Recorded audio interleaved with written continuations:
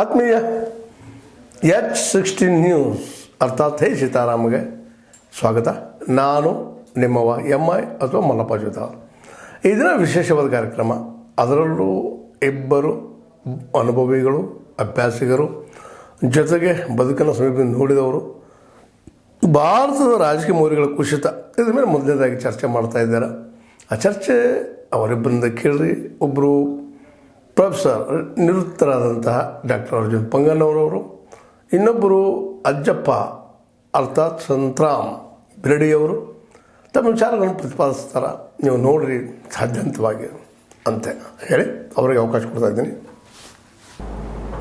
ನಮಸ್ಕಾರ ಬಂಧುಗಳೇ.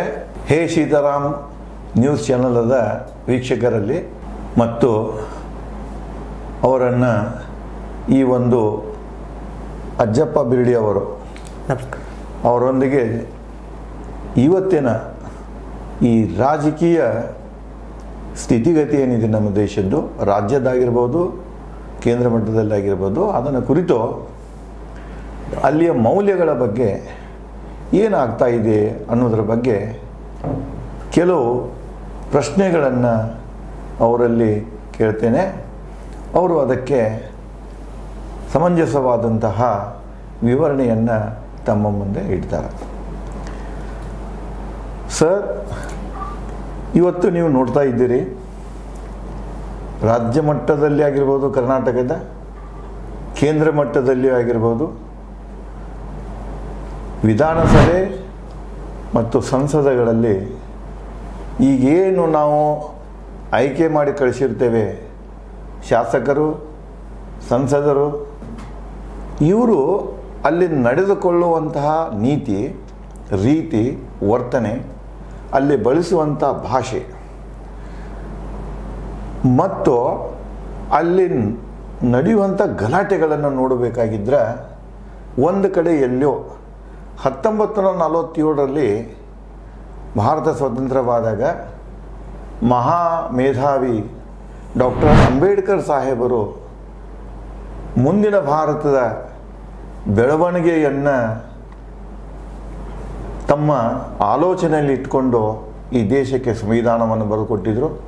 189 ದಿನಗಳವರೆಗೆ ಆ ಸಂವಿಧಾನದ ಮೇಲೆ ಚರ್ಚೆ ಆಯಿತು, ಸ್ವೀಕಾರ ಆಗಿ ಅಂದಿನಿಂದ ಸಂವಿಧಾನ ಜಾರಿಯಲ್ಲಿದೆ. ಅದಕ್ಕೆ ಸಂಬಂಧಪಟ್ಟಂತೆ ಪ್ರಜಾಪ್ರತಿನಿಧಿ ಕಾನೂನು 49-50ರಲ್ಲಿ ಅದಕ್ಕೆ ಅಂದರೆ ಇಲ್ಲಿ ಎರಡೂ ಮನೆಗಳಿಗೆ, ಅದು ನಮ್ಮ ರಾಜ್ಯ ಮಟ್ಟದಲ್ಲಿಯ ಶಾಸಕಾಂಗ ಇರ್ಬೋದು ಮತ್ತು ಮ್ಯಾಗಿಂದ ಸಂಸದ ಪಾರ್ಲಿಮೆಂಟ್ ಸದಸ್ಯರಾಗಿರ್ಬೋದು, ಆ ಜನರನ್ನು ಆಯ್ಕೆ ಮಾಡಿ ಕೊಡಬೇಕಾಗಿದ್ರೆ ಎಂಥವರನ್ನು ಆಯ್ಕೆ ಮಾಡಬೇಕು, ಅವರಲ್ಲಿ ಯಾವ ನೈತಿಕ ಮೌಲ್ಯಗಳು, ಮಟ್ಟಗಳು ಇರಬೇಕು ಅನ್ನುವುದನ್ನು ಇಟ್ಕೊಂಡನ್ನು ಅವು ರಚಿತವಾಗ್ಯಾವ. ಅಲ್ಲಿಂದ ಇಲ್ಲಿ ತನಕ ನೋಡ್ತಾ ಇದ್ದೇವೆ. ಇವತ್ತು ನಡೆಯುವಂತಹ ಸಂಸದ ಮತ್ತು ಈ ವಿಧಾನಸಭೆಗಳಲ್ಲಿ ಆಗುತ್ತಿರುವಂತಹ ಗಲಾಟೆ ಇವುಗಳನ್ನು ನೋಡಬೇಕಾದ್ರೆ ಎಲ್ಲೋ ಇವರಲ್ಲಿ ರಾಜಕೀಯ ಮೌಲ್ಯಗಳು, ನೈತಿಕ ಮೌಲ್ಯಗಳು ಪತನಗೊಂಡಾಗಣಿಸ್ತಿದೆ ಅಂತ ಜನರಲ್ಲಿ ಬರ್ತಾ ಇದೆ. ಇತರದ ಕುರಿತು ನೀವೇನು ನಿಮ್ಮ ಅಭಿಪ್ರಾಯನ ಹೇಳಲಿಕ್ಕೆ ಪ್ರಯತ್ನ ಮಾಡಿದ್ದೀರಿ? ಆಯಿತು. ಇವತ್ತಿನ ಭಾರತೀಯ ಸಂದರ್ಭದಲ್ಲಿ ಸಾರ್ವಜನಿಕ ಬದುಕಿನಲ್ಲಿ ನಾವು ಇವತ್ತು ಚರ್ಚೆ ಮಾಡುವ ವಿಷಯ ರಾಜಕಾರಣಕ್ಕೆ ಸಾರ್ವಜನಿಕ ಬದುಕಿನಲ್ಲಿ ಮೌಲ್ಯಗಳ ಪಾತ್ರ ಅಥವಾ ಅದರ ಒಂದು ಕುರಿತ ಅವಲೋಕನ ಅಂತೇಳಿ ನಾನು ಅಂದ್ಕೊಳ್ತೀನಿ. ಇವತ್ತೇನು ಸಂದರ್ಭ ಅಂದ್ರೆ, ನಮ್ಮ ಭಾರತ ವಿಷಯಕ್ಕೆ ಸಂಬಂಧಪಟ್ಟಾಗ ಬಂದ್ರೆ ಪ್ರಜಾಪ್ರಭುತ್ವದ ಕಲ್ಪನೆಯೇ ನಮಗೆ ಹೊಸದವು ಅನ್ನುವಂಥ ನನ್ನ ಗ್ರಹಿಕೆಯೊಳಗೆ ನಾ ಈ ವಿಚಾರನ ಮಂಡಿಸ್ಬೇಕಾದ್ರೆ, ಯಾಕಂದ್ರೆ ನಮ್ಮಲ್ಲಿ ಸ್ವಾತಂತ್ರ್ಯ ಪೂರ್ವದಲ್ಲಿ ಇದ್ದಂಥ ಒಂದು ವ್ಯವಸ್ಥೆ ಏನಿತ್ತು, ಆ ವ್ಯವಸ್ಥೆ ಈ ಮೊನಾರ್ಕಿ ಅಥವಾ ರಾಜರು, ಮಂತ್ರಿಗಳು ಮತ್ತು ಆಯ್ದ ಬುದ್ಧಿಜೀವಿಗಳನ್ನ ಅಥವಾ ತಿಳುವಳಿಕಿದ್ದವ್ರನ್ನ ತೊಗೊಂಡು ಸಲಹೆ ಮೇರೆಗೆ ಆಡಳಿತಕೊಂಡು ನಡೀತಾ ಇದ್ದು.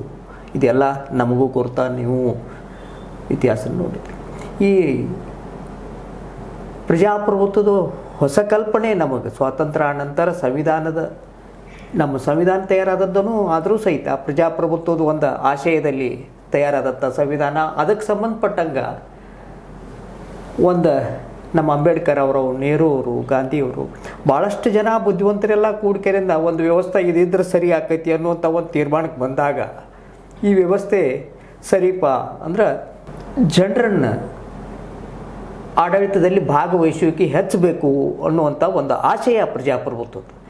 ಮೊದಲೇನಿತ್ತು ಈ ರಾಜರು ಇದರೊಳಗೆ ಅಲ್ಲಿ ಜನರ ಪಾತ್ರ ಭಾಳ ಲಿಮಿಟೆಡ್. ಅಂದ್ರೆ ಆಯಾ ಈಗೇನು ನೀವು ಎಫಿಷಿಯನ್ಸಿ ಅಂದ್ರೂ ಮತ್ತೆ ತಪ್ಪಾಗ್ತೈತಿ. ಎಫಿಷಿಯನ್ಸಿ ಅನ್ನೋದು ಏನು, ದಕ್ಷತೆ ಎದಕ್ಕೆ ಅಂತಾರತ್ತಂದ್ರೆ ಅದು ದಕ್ಷತೆ ಶಬ್ದ ಸಾರ್ವಜನಿಕ ಆಡಳಿತಕ್ಕೆ ಸಂಬಂಧಪಟ್ಟದ್ದಲ್ಲ, ಆರ್ಥಿಕ ವ್ಯವಹಾರ ಸಂಬಂಧಪಟ್ಟಂಥ ಶಬ್ದ ನನ್ನ ದೃಷ್ಟಿ ಒಳಗೆ. ಅದು ಅಂದ್ರೆ ಕಡಿಮೆ ಸಮಯದಲ್ಲಿ ಹೆಚ್ಚು ಕೆಲಸ ಮಾಡೋದು ದಕ್ಷತೆ. ಅಂಥವ್ರನ್ನ ಆಯ್ಕೆ ಮಾಡ್ಕೊಂಡು ಕರೆದು ಆಡಳಿತ ಮಾಡ್ತಿದ್ದಾರೆ ರಾಜರು ಒಂದೇಳಿ ಜನಪರವಾಗಿ ಜನಪರ ಕಳಕಳಿ ಇತ್ತಂದ್ರೆ ಆಡಳಿತ ಸುಗಮೂ ನಡೆದಿತ್ತು, ಮತ್ತು ಅದರಿಂದ ಭಾಳ ಅನ್ಯಾಯನೂ ನಡೆದಿದ್ದು ಕೆಲವು ಕಡೆ. ಇಂಥ ಸಂದರ್ಭದಲ್ಲಿ ಪ್ರಜಾಪ್ರಭುತ್ವ ವ್ಯವಸ್ಥೆ ನಮಗೆ ಹೊಸ ಕಲ್ಪನೆ ಇದ್ದಾಗ ಇದನ್ನು ಆಯ್ಕೆ ಮಾಡಿಕೊಂಡು ಸ್ವಾತಂತ್ರ್ಯ ಸಿಕ್ಕಾಗ ನಮ್ಮಲ್ಲಿ ಇದಕ್ಕೆ ಸ್ವಲ್ಪ ಮಟ್ಟಿಗೆ ಪ್ರಜಾಪ್ರಭುತ್ವ ಪ್ರಜೆಗಳಿಂದಲೇ ಅಂದರೂ ಸಹಿತ ಪ್ರಾತಿನಿಧಿಕ ಪ್ರಜಾಪ್ರಭುತ್ವ ಅಂತೇಳಿ ನಾ ತಿಳ್ಕೊಂಡಿದ್ದೇನೆ. ಯಾಕಂದ್ರೆ ಇಂತಿಷ್ಟು ಏರಿಯಾದಲ್ಲಿ ಇಂತಿಷ್ಟು ಜನಸಂಖ್ಯೆಗೆ ಒಬ್ಬರು ಪ್ರತಿನಿಧಿಗಳನ್ನ ಆಯ್ಕೆ ಮಾಡುವಂಥ ಹಕ್ಕನ್ನು ಪ್ರಜೆಗಳಿಗೆ ಕೊಟ್ಟರು. ಪ್ರಜೆಗಳ ಆಯ್ಕೆ ಮಾಡಬೇಕಾದ್ರೆ ಪ್ರಜೆಗಳಿಗೆ ಪ್ರಜಾಪ್ರಭುತ್ವದ ಬಗ್ಗೆ ಶಿಕ್ಷಣವೂ ಬೇಕಾಗ್ತೈತಿ. ಯಾವ ಶಿಕ್ಷಣ? ಇದು ನಾವು ಈಗ ಅಡ್ಮಿಷನ್ ಪಡೆಯುವಂಥ ಶಿಕ್ಷಣಕ್ಕಿಂತನೂ ಸಾರ್ವಜನಿಕ ಜೀವನದಾಗ ಎಂಥ ವ್ಯಕ್ತಿಗಳು ಇರಬೇಕು ಅನ್ನೋದು ಭಾಳ ಬೇಸಿಕ್ ಕ್ವಶನ್. ಯಾಕಂದ್ರೆ ಆ ವ್ಯಕ್ತಿ ಸಾರ್ವಜನಿಕ ಕ್ಷೇತ್ರಕ್ಕೆ ಬರಬೇಕಾದ್ರೆ ಈ ಸ್ವಾರ್ಥವನ್ನು, ಸ್ವಹಿತಾಕ್ಷತೆಯನ್ನು ಕನಿಷ್ಠ ಮಟ್ಟದಲ್ಲಿ ಇಟ್ಕೊಂಡಂಥ ವ್ಯಕ್ತಿ ಬರಬೇಕು. ಮೊದಲಿನ ಕಾಲದಾಗೆಲ್ಲ ಮಾತಾಡ್ತಿದ್ದಾರೆ ನೋಡ್ರಿ, ಯಾರ್ದ ಮದುವೆ ಮುಂಜು ಯಾವ್ದಾರು 4 ಮಂದಿ ಇರ್ತಿದ್ರು ಒಂದೊಂದು ಓಣಿ ಒಳಗೆ, ಒಂದೊಂದು ಗಲ್ಲಿ ಒಳಗೆ. ಅವ್ರೇನ್ರಿ ಮನೆ ಕೆಲಸ ಅಲ್ಲ, ಅವ್ರಿಗೊಂದು ಸಾಮಾಜಿಕ ಕಳಕಳಿ ಇರ್ತಿತ್ತು ಅವ್ರಿಗೆ. ಇಲ್ಲಪ್ಪ ನಮ್ಮ ಓಣ್ಯಾಗಿ ಮದುವೆ ಚಲೋ ಮಾಡಬೇಕು, ಅಥವಾ ಮತ್ತಾವುದೋ ಕಾರ್ಯಕ್ರಮ, ಜಾತ್ರೆ ಅಥವಾ ಏನೋ ಕಾರ್ಯಕ್ರಮ ಇದ್ದರೂ ಸಹಿತ ಅವ್ರು ಮುಂದೆ ಬರ್ತಿದ್ರು. ಹಂಗೆ ಸ್ವಹಿತಾಸಕ್ತಿ, ಮನ್ಯಾಗ ಕೆಲಸ ಐತಿ ಅಂದ್ರೆ ಅವ್ರು ಕೇಳ್ತಿರ್ಕಿಲ್ಲ, ಇಲ್ಲ ಅದನ್ನು ಮಾಡಬೇಕು, ಇಲ್ಲ ಓಣಿ ಕೆಲಸ ಮಾಡಬೇಕು, ಊರು ಕೆಲಸ ಮಾಡಬೇಕು ಅನ್ನೋಂಥ ಹಿತಾಸಕ್ತಿ. ಈ ಸ್ವಹಿತಾಸಕ್ತಿ ಕಡಿಮೆ ಇದ್ದಂಥ ವ್ಯಕ್ತಿಗಳು ರಾಜಕಾರಣಕ್ಕೆ ಬಂದರೆ ನಮ್ಮ ಭಾರತದ ಮಟ್ಟಿಗೆ ನಾವು ಮಾತಾಡೋದಾದ್ರೆ, ಯಾಕಂದ್ರೆ ನಮ್ಮಲ್ಲಿ ಉದಾಹರಣೆಗಳನ್ನ ನೋಡಿದ್ವು ನಾವು. ಅವಾಗ ಅವ್ರು ಮನ್ಯಾಗ ಬೇಸ್ಕೊಳ್ತಿದ್ರು. ಅವರು ಇವು ಮನೆಗೆ ಮಾರಿ ಊರಿಗೆ ಉಪಕಾರಿ ಅನ್ನುವಂಥ ಗ್ರಾಮೀಣ ಭಾಗದಾಗ ಅಂದು ಬಿಡ್ತಿದ್ರು.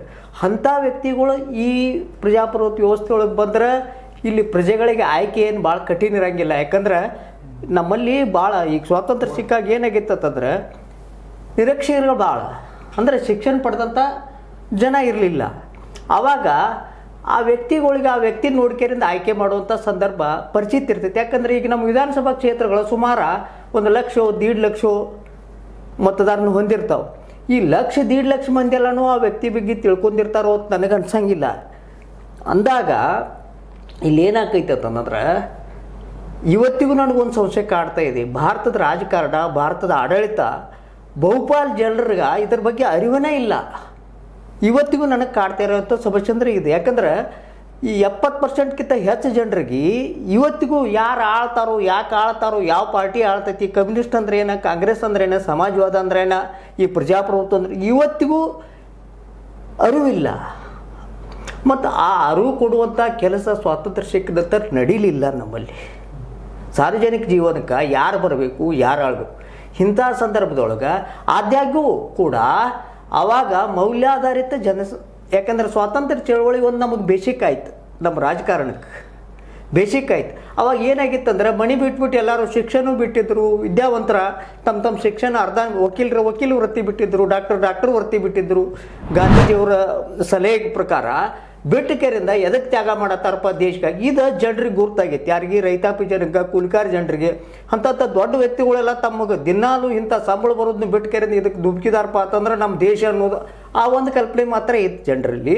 ಅದರ ಮುಂದುವರಿದ ಭಾಗ ಆಗಿ ನಾವು ಗಾಂಧೀಜಿ ನಂತರ ಈ ಶಿಕ್ಷಣ ಕೊಡುವಂಥ ವ್ಯವಸ್ಥೆಯನ್ನು ರೂಪಿಸಲಿಲ್ಲ ಅನ್ನೋ ಕಾರಣಕ್ಕೆ ಇವತ್ತು ನಾವು ಯಾವುದೋ ವ್ಯಕ್ತಿಗಳನ್ನ ದೂಷಿಸೋದಿಲ್ಲ.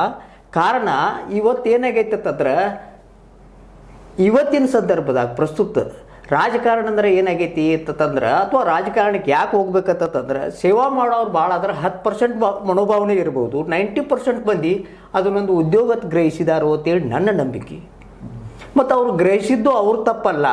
ಆ ವ್ಯವಸ್ಥೆ ನಾವು ಅದನ್ನು ಶಿಕ್ಷಣ ಕೊಡುವಂಥ ವ್ಯವಸ್ಥೆ ಪ್ರಜೆಗಳಿಗೆ ಮಾಡಲಿಲ್ಲ ಅಂತೇಳಿ ನಿಮ್ಮ ಪ್ರಕಾರ ಸ್ವಾತಂತ್ರ್ಯ ಪಡೆಯುವ ಕಾಲಕ್ಕೆ ಅಂದರೆ 1947 ಕಾಲಕ್ಕೆ ಕೆಲವೊಂದು ಅಂಕಿಅಂಶಗಳ ಪ್ರಕಾರ ಹೇಳ್ತಾರೆ 75%ಕ್ಕಿಂತನೂ ಹೆಚ್ಚು ಏನಂದ್ರೆ ಅನಕ್ಷರಸ್ಥರಿದ್ದರು. ಅವರಲ್ಲಿ ಸಾಕಷ್ಟು ದೇಶಾಭಿಮಾನ ದೇಶ ಪ್ರೀತಿ ಇತ್ತು. ಬಟ್ ಅವ್ರಿಗೆ ಈ ವ್ಯವಸ್ಥೆಗಳ ಬಗ್ಗೆ ಅಷ್ಟೊಂದು ಸರಿಯಾದ ಮಾರ್ಗದರ್ಶನ ಇರಲಿಲ್ಲ, ಶಿಕ್ಷಣ ಇದ್ದಿದ್ದಿಲ್ಲ. ಅದನ್ನು ನಂತರದ ಸರ್ಕಾರಗಳು ಮಾಡಬೇಕಾಗಿತ್ತು. ಅಂದರೆ ಜನರಲ್ ಎಜುಕೇಷನ್ ಕೊಡಬೇಕಾಗಿತ್ತು ಅವರಿಗೆ. ಈಗ ನೀವು ಯಾವುದೇ ಇದರದ ಜನಪ್ರತಿನಿಧಿ ಆಗಬೇಕಾಗಿತ್ತಂದ್ರೆ ನೀವು ನಿಮ್ಮಲ್ಲಿ ಏನು ತಿಳುವಳಿಕೆ ಇರಬೇಕು ಮತ್ತು ಅದರದ ಕಾರ್ಯ ಏನು, ನಿಮ್ಮ ಜವಾಬ್ದಾರಿ ಏನು, ಇದಕ್ಕಾಗಿ ಪ್ರತ್ಯೇಕವಾಗಿ ಯಾವುದೇ ತರಬೇತದ ವ್ಯವಸ್ಥೆಯನ್ನು ಸರ್ಕಾರ ಮಾಡಲ್ಲ. ಸರ್ಕಾರದ ವೈಫಲ್ಯ ಒಂದು. ಇನ್ನು ಎರಡನೇದು ಏನು ಕಂಡು ಬರ್ತಿದೆ ಅಂದ್ರೆ ಜನರೂ ಕೂಡ ಈಗ ಒಂದು ಹೇಳ್ತಾರೆ, ಶಿಕ್ಷಣ ಹೆಚ್ಚು ಸಿಕ್ಕಂಗ ಜನರ ಕ್ವಾಲಿಟಿ ಸುಧಾರಿಸ್ತದೆ ಅನ್ನುವಂಥ ಒಂದು ಹೈಪೋಥಿಸಿಸ್ ಇದೆ.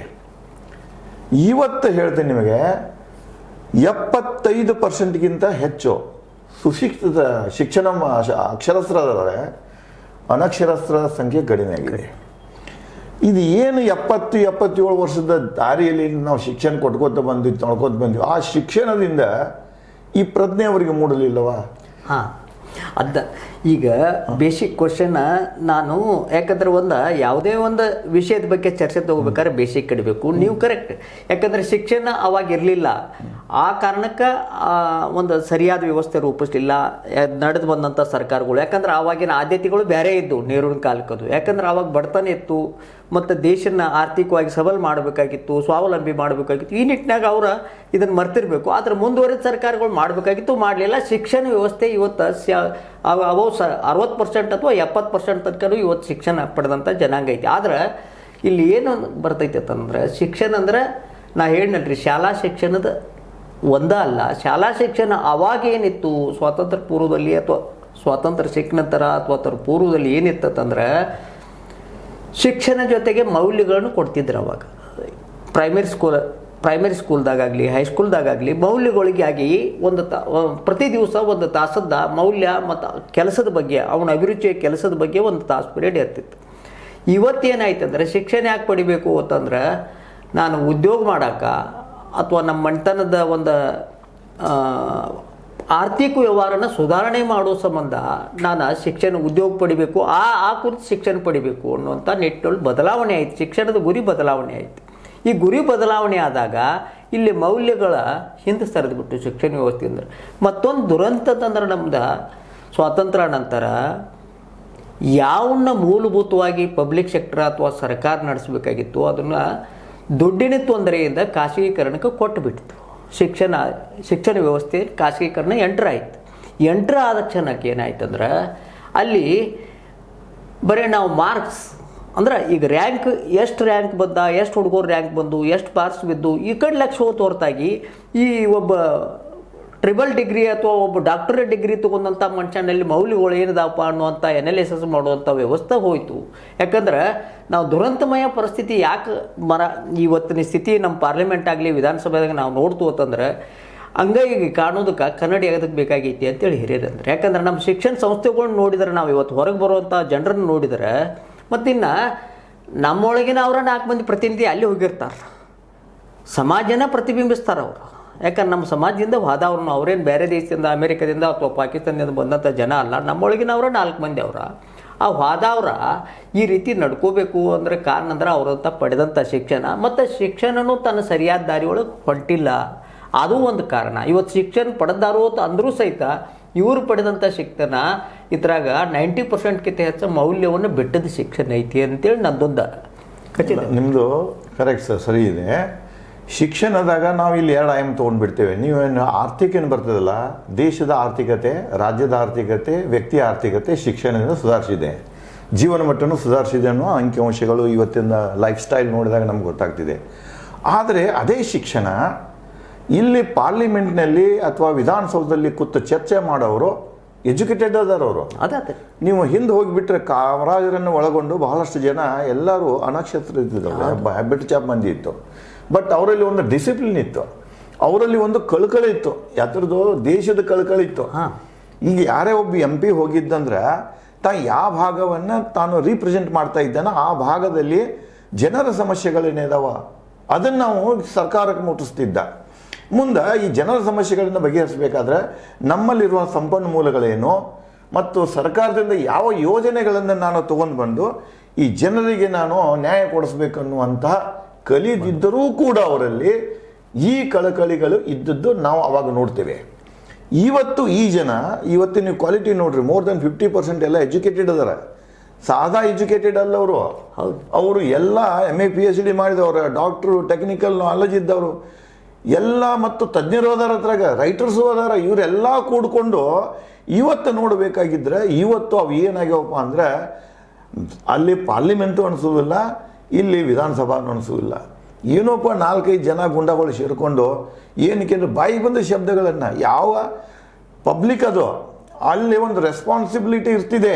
ಏನು ಮಾತಾಡಬೇಕು, ಯಾವುದನ್ನು ಮಾತಾಡಬೇಕು, ಯಾವ ಶಬ್ದಗಳನ್ನು ಬೆಳೆಸ್ಬೇಕಂತ ಹೇಳಿ ಅದು ಯಾವುದೂ ಪ್ರಜ್ಞೆ ಇರುವುದಿಲ್ಲ.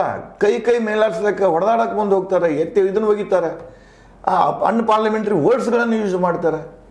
ಅದಕ್ಕೆ ಇವರು ಶಿಕ್ಷಿತರು, ಇವರಿಗೆ ಅಲ್ಲಿ ನಾವು ಯಾವ ರೀತಿಯಾಗಿ ನಡ್ಕೊಂಡು ಹೋಗಬೇಕಂತ ಅನ್ನೋ ಪ್ರಜ್ಞೆ ಇರಲಿಲ್ಲ ಅಂದ್ರೆ ಇದು ಅವರ ನೈತಿಕ ಪತನ ಅಲ್ಲವೇ? ಪ್ರಜಾಪ್ರತಿನಿಧಿಗಳ ನೈತಿಕ ಪತನ ಅಲ್ಲವೇ? ಅದಂತೂ ನೈತಿಕ ಪತನ ಅಂತೂ ಆಗೇ ಬಿಟ್ಟೈತೆ. ಯಾಕಂದ್ರೆ ನೈತಿಕ ಶಿಕ್ಷಣನೇ ಹೋಗೈತ್ರಿ. ಮೊದಲ ಶಿಕ್ಷಣ ಹೋದ್ರಿಂದ ಆ ಶಿಕ್ಷಣ ಪಡ್ತಾರೆ. ಮತ್ತು ಇನ್ನೊಂದು ಏನಾಗೈತೆ ಅಂತಂದ್ರೆ ಈಗ ಆಯ್ಕೆ ಆಗುವಂತಿದ್ದ ಶಾಸಕರಾಗಲಿ ಅಥವಾ ಪಾರ್ಲಿಮೆಂಟ್ ಸದಸ್ಯರಾಗಲಿ ರಾಜ್ಯಸಭಾ ಮೆಂಬರ್ ಆಗಲಿ ಯಾರ ಆಗಿದ್ರು ಸಹಿತ ಈಗ ಆರಿಸಿ ಬರೋರು ಬಹುಪಾಲು ಜನ ಏನದಾರತ್ತಂದ್ರೆ ಅಲ್ಲಿ ನಾವು ಈ ಜನರ ಸಮಸ್ಯೆ ಬಗೆಹರ್ಸಕ, ಈ ಕ್ಷೇತ್ರದ ಅಭಿವೃದ್ಧಿ ಮಾಡಾಕ, ಈ ಕ್ಷೇತ್ರವನ್ನು ಸುಧಾರಣೆ ಮಾಡಾಕ, ಸರಿದಾರಿ ಒಳಗೆ ತರಾಕ, ಇಲ್ಲಿ ಏನು ಕೊರತೆ ಅದಾವು ಅದನ್ನು ನೀಗ್ಸಾಕ ಹೊಂಟು ಅನ್ನೋ ಭಾವನೆ ಇಲ್ಲ. ಯಾಕಂದ್ರೆ ಅವ್ರಿಗೆ ಏನಾಗೈತಂದ್ರೆ ಇಲ್ಲಿ ನಾವು ಒಬ್ಬ ಪಾರ್ಲಿಮೆಂಟ್ ಮೆಂಬರ್ ಇವತ್ತು ಆರಿಸಿ ಹೋಗ್ಬೇಕಾದ್ರೆ 100 ಅಥವಾ 50 ಕೋಟಿ ಅಥವಾ 100 ಕೋಟಿ ಖರ್ಚು ಕೊಡುವಂಥ ಸ್ಥಿತಿ ನಿರ್ಮಾಣ ಆಗೈತಿ. ಇವತ್ತು ಒಬ್ಬ ಶಾಸಕ ಆರಿಸಿ ಬರ್ಬೇಕಾದ್ರೆ 10 ರಿಂದ 20 ಕೋಟಿ ರೂಪಾಯಿ ಖರ್ಚು ಮಾಡುವಂಥ ಸ್ಥಿತಿ ಐತಿ. ಇಂಥ ಸ್ಥಿತಿ ಒಳಗೆ ಅವರ ಇಷ್ಟು ಹಣ ಇದ್ದದ್ದು ಇನ್ವೆಸ್ಟ್ಮೆಂಟ್ ಮಾಡಿಲ್ಲಿ ಒಂದು ಕಾರ್ಖಾನೆಗೆ ಈಗ ಯಾವುದೋ ಒಂದು ನೂಲಿನ ಕಾರ್ಖಾನೆನೋ ಅಥವಾ ಮತ್ತಾವುದೋ ಒಂದು ಕಾರ್ಖಾನೆ ತೆಗಿಬೇಕಾದ್ರೆ 10 ಕೋಟಿ 20 ಕೋಟಿ ಇನ್ವೆಸ್ಟ್ಮೆಂಟ್ ಮಾಡ್ತಾರೆ. ಇನ್ವೆಸ್ಟ್ಮೆಂಟ್ ಮಾಡಿದ ನಂತರ ಅವ್ರಿಗೆ ಆ ಬಟ್ಟೆಯನ್ನು ಕ್ವಾಲಿಟಿ ತೆಗೆದು ಮುಖ್ಯ ಇರಂಗಿಲ್ಲ. ಬಹುಪಾಲು ಜನರಿಗೆ ಕ್ವಾಲಿಟಿಯಾಗಿ ಬಟ್ಟೆ ಕೊಡಬೇಕು, ನಾವೊಂದು ಆದರ್ಶ ಇಲ್ಲಿ ಮೇಂಟೈನ್ ಮಾಡಬೇಕು ಅನ್ನೋದು ಇರಂಗಿಲ್ಲ. ನಾನು 10 ಕೋಟಿ ಹಾಕಿದ್ದಕ್ಕೆ 20 ಕೋಟಿ ಅವಾಗ ಹಾಕೈತಿದ. ಆ ಬಟ್ಟೆ ತೊಡವ್ರ ನನ್ನ ಕಾರ್ಖಾನೆಯಾಗಿ ತಯಾರಾದ ವಸ್ತು ಅದು ಜನರಿಗೆ ಹೆಂಗೆ ಮುಟ್ತೈತಿ, ಅದು ಜನರ ಆರೋಗ್ಯದ ಮೇಲೆ ಏನು ಪರಿಣಾಮ ಬರ್ತೈತಿ, ಅದಕ್ಕಿಂತ ಹೆಚ್ಚು ಅವ್ರಿಗೆ ಏನು ಇರ್ತೈತಿ ಅಂತಂದ್ರೆ ನನ್ನ ಬಂಡವಾಳಕ್ಕೆ ಲಾಭ ಸಕಟ್ ಸಾಧ್ಯ ಐತೆನ. ಈ ರೀತಿ ಇವ್ರು ಇವತ್ತು ಪಾರ್ಲಿಮೆಂಟ್ನಾಗ ಹೋಗಿ ಏನು ಮಾಡ್ತಾರೆ, ಅದು ಏನೇ ಆಗಲಿ ತಮ್ಮ ಹಿತಾಸಕ್ತಿಯನ್ನು ಉಳಿಸ್ಕೊಳಕ್ಕೆ ಯಾರೋ ವಿರೋಧ ಮಾಡಿರು, ವಿರೋಧ ಪಕ್ಷದವ್ರ ಅಥವಾ ಯಾರೋ ವಿರೋಧ ಮಾಡಿರತ್ತಂದ್ರೆ ಆ ವಿರೋಧಿಗಳು ಬಾಯಿ ಮುಚ್ಚಾಕೆ ಯಾವ ಹಂತಕ್ಕೆ ಬೇಕಾದರೂ ಹೋಗುವಂಥ ಸ್ಥಿತಿ ಇವತ್ತೈತಿ. 10 ರೂಪಾಯಿ ಇವತ್ತು ನನಗೆ ಹಾನಿ ಆಕೈತಿ ಅಂದ್ರೆ ಅದನ್ನು ತಡೆಯೋ ಸಂಬಂಧ 1,000 ರೂಪಾಯಿದ ಮೌಲ್ಯದ ಕಾಲಾಗ ಹೊಸಿಸಿ ಹೊಂಟೆ ಬಿಟ್ಟೈತಿ. ಅಂದರೆ ನಿಮ್ಮ ಪ್ರಕಾರ ಇವತ್ತು ಭಾರತದಲ್ಲಿ ಅದು ಪಾರ್ಲಿಮೆಂಟ್ ಇಲೆಕ್ಷನ್ ಆಗಿರಲಿ ಅಥವಾ ವಿಧಾನಸಭಾದ ಇಲೆಕ್ಷನ್ ಆಗಿರಲಿ, ZP ಇಲೆಕ್ಷನ್ ಆಗಿರಲಿ, ಅದು ಒಂದು ಬಂಡವಾಳ ಹೂಡುವ ಉತ್ತಮ ಅವಕಾಶ. ಯಾರಲ್ಲಿ ದುಡ್ಡಿದೆ ಅವರು ಇಲೆಕ್ಷನ್ದಾಗ ನಿಲ್ಲಬಹುದು, ದುಡ್ಡು ಖರ್ಚು ಮಾಡ್ಬೋದು. ಅದರ ಜೊತೆಗೆ ಇನ್ನೊಂದಿದೆ, ಒಂದೇ ಕೈಯಿಂದ ಚಪ್ಪಾಳೆ ಆಗೋದಿಲ್ಲ, ಎರಡನೇ ಕೈ ಅಂದರೆ ನಮ್ಮ ಮತದಾರರು ಬರ್ತಾರೆ. ಇವರು ಎಷ್ಟು ಅನೀತಿವಂತರಾಗ್ಯಾರ, ಯಾರು ಪ್ರಜಾಪ್ರತಿನಿಧಿಗಳು ಅಷ್ಟೇ ಅನೀತಿವಂತರು ನಮ್ಮ ಮತದಾರರು ಅದಾರೆ. ಯಾಕಂದರೆ ಆಮಿಷಗಳಿಗೆ ಒಳಗಾಗಿ ದುಡ್ಡು ತಗೊಂಡು ಜಾತಿ ಮ್ಯಾಗೋ ಭಾಷೆ ಮ್ಯಾಗೋ ಇವರು ಇಂತಹ ಜನರನ್ನು, ಬೇಜವಾಬ್ದಾರಿ ಜನರನ್ನು, ಅಂದರೆ ಇಲ್ಲಿ ಕೂತವರು ಮ್ಯಾಕ್ಸಿಮಮ್ ನೋಡಬೇಕಾಗಿದ್ರೆ ಅವರು ತಮ್ಮ ದುಡ್ಡನ್ನು ಹಾಕಿ ಸರ್ಕಾರದಿಂದ ದುಡ್ಡನ್ನು ಎತ್ತೋ ಸಲುವಾಗಿ ಇದು ಒಂದು ಉದ್ಯೋಗ ಅಥವಾ ಇದೊಂದು ದರೋಡೆ ಅಂತಲೇ ಹೇಳ್ತೇವೆ ನಾವು. ಯಾಕಂದರೆ ಅಲ್ಲಿ ಸರ್ಕಾರಕ್ಕೆ ಬರುವಂಥ ದುಡ್ಡು ಜನಸಾಮಾನ್ಯರ ತೆರಿಗೆ ದುಡ್ಡು. ಅದು ಆ ತೆರಿಗೆ ದುಡ್ಡನ್ನು ಇಲ್ಲೇ 50 ಕೋಟಿ ರೂಪಾಯಿ ಖರ್ಚು ಮಾಡಿಕೊಂಡು 5 ವರ್ಷದಲ್ಲಿ 500 ಕೋಟಿ ರೂಪಾಯಿ ನೀವು ಗಳಿಸ್ತೀರಿ. ಆ ದುಡ್ಡು ಎಲ್ಲಿಂದ ಬರ್ತಿದೆ ಅಂದರೆ ನೀವು ಒಂದು ಯೋಜನೆ ಹಾಕಿಸ್ಬಿಡ್ತೀರಿ, ಯೋಜನೆ ಅಪ್ರೂವಲ್ ತಗೊಳ್ತೀರಿ, ನಿಮ್ಮಲ್ಲಿ ಮತ್ತು ಗುಂಪುಗಾರಿಕೆ ಇರ್ತದೆ, ಗುಂಪುಗಾರಿಕೆಯ ಒತ್ತಡ ತರ್ತೀರಿ, ಇಲ್ಲಾಂದ್ರೆ ನಿನ್ನ ಕೆಳಗೆ ಇಳಿಸ್ತೀನಿ ಅಂತ ಹೇಳಿ ಚೀಫ್ ಮಿನಿಸ್ಟ್ರಿಗೋ ಪ್ರೈಮ್ ಮಿನಿಸ್ಟ್ರಿಗೋ ಹೆದರಿಕೆ ಹಾಕ್ತೀರಿ. ನಿಮ್ಮಲ್ಲಿ ನಮಗೆ ಈ ಯೋಜನೆಗಳನ್ನು ಕೊಡಂತ್ರಿ, ನನಗೆ ಈ ಮಿನಿಸ್ಟ್ರಿ ಕೊಡಂತ್ರಿ. ಇವೆಲ್ಲ ಮಾಡೋದು ಯಾಕಂದ್ರೆ ನೀವು ದುಡ್ಡು ಮಾಡೋದಕ್ಕಾಗಿ 50 ಏನೋ 100 ಕೋಟಿ ಖರ್ಚು ಮಾಡಿರ್ತೀರಿ, ಅಥವಾ 5 ಪಟ್ಟು 10 ಪಟ್ಟು ತೆಗಿಸೋಲ್ಲ ಮಾಡ್ತಿದ್ದಾಗ ನಿಮ್ಮಲ್ಲಿ ಕಳಕಳಿ ಇಲ್ಲ. ನೀವು ಒಂದು ಪ್ರಕಾರದ ದೇಶದ ಲೂಟುಕೋರರು ಅಂದಾಗ ಈಗಿನ ಪಾರ್ಲಿಮೆಂಟ್ ಈ ಒಂದು ಅಜೆಂಡಾ ತಗೊಂಡು ಏನಲ್ಲಿ ಅಸೆಂಬ್ಲಿದಾಗ ಹೋಗ್ತಾರ. ಪ್ರಜಾಪ್ರತಿನಿಧಿ ಕಾನೂನು ಪ್ರಕಾರ ಅಲ್ಲೇ ಪಾರ್ಲಿಮೆಂಟ್ಗಾಗಲಿ ಅಸೆಂಬ್ಲಿಗಾಗಲಿ ಅಥವಾ ಯಾವುದೋ ಒಂದು ಸ್ಥಳೀಯ ಸಂಸ್ಥೆ ಇಲೆಕ್ಷನ್ಗಳಲ್ಲಾಗಲಿ ಪ್ರತಿನಿಧಿಗಳಾಗಿ ಹೋಗಬೇಕಾಗಿತ್ತಂದ್ರೆ ಅವ್ರಿಗೆ ಅರ್ಹತೆಗಳದಾವ, ಅನರ್ಹತೆಗಳೂ ಅದಾವಲ್ಲಿ.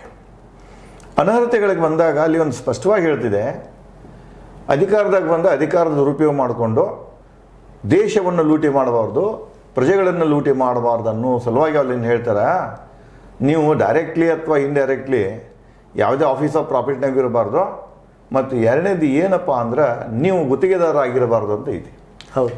ಇವತ್ತಿನ ಸಿನರಿಯೋದಾಗ ನಾವು ನೋಡಬೇಕಾಗಿದ್ರೆ ಎಷ್ಟು ಜನ ಇವರು MLAಗಳದಾರ, ಎಷ್ಟು ಜನ ಇವರು ಮಿನಿಸ್ಟರ್ಸ್ ಅದಾರ, ಇವರೆಲ್ಲನೂ ತಮ್ಮ ಹೆಸರಿನಲ್ಲಿ ಇಲ್ಲದಿದ್ದರೂ ಕೂಡ, ಮನೆಯವರ ಹೆಸರಿನಲ್ಲಿ ಇಲ್ಲದಿದ್ದರೂ ಕೂಡ ಕೆಲವೊಂದು ಫೇಕ್ ಐಡಿಗಳನ್ನು ಕ್ರಿಯೇಟ್ ಮಾಡಿ, ಫೇಕ್ ಜನರನ್ನು ಕ್ರಿಯೇಟ್ ಮಾಡಿ, ತಮ್ಮ ಗುಲಾಮರನ್ನು ಕ್ರಿಯೇಟ್ ಮಾಡಿ ಇವನು ಗುತ್ತಿಗೆಗಳನ್ನು ತಗೊಂಡು ದೇಶವನ್ನು ಲೂಟ್ ಮಾಡ್ತಾ ಇದ್ದಾರೆ.